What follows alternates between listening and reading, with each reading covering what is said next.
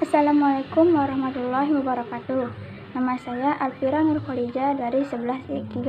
Di sini saya akan sedikit menjelaskan tentang ASEAN dan peranan Indonesia dalam ASEAN. Kita sudah sering dengar tentang ASEAN, baik itu di televisi, di radio, di berita, ataupun di media sosial.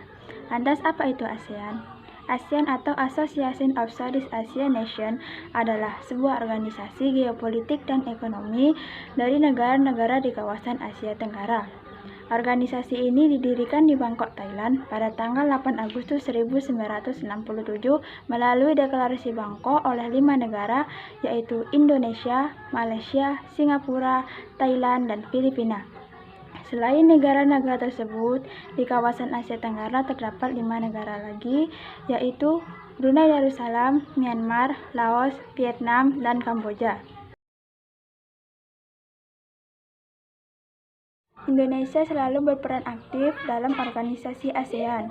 Sebagai negara dalam satu kawasan, satu ras, satu rumpun, hubungan negara-negara di kawasan Asia Tenggara sudah seperti kakak beradik.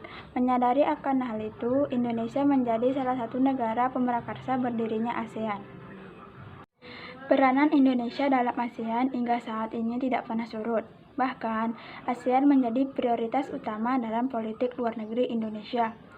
Indonesia selalu aktif berpartisipasi dalam konferensi tingkat tinggi atau KTT dan pertemuan-pertemuan ASEAN. Bahkan Indonesia sering menjadi tuan rumah dalam acara-acara penting ASEAN, di antaranya Konferensi Tingkat Tinggi ASEAN pertama.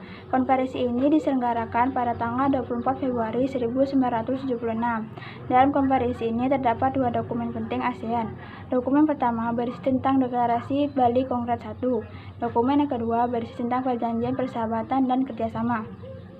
Yang kedua, pertemuan informal pemimpin ASEAN pertama. Pertemuan ini diselenggarakan di Jakarta pada tanggal 30 November 1996. 3. Konferensi Tingkat Tinggi ASEAN ke-9.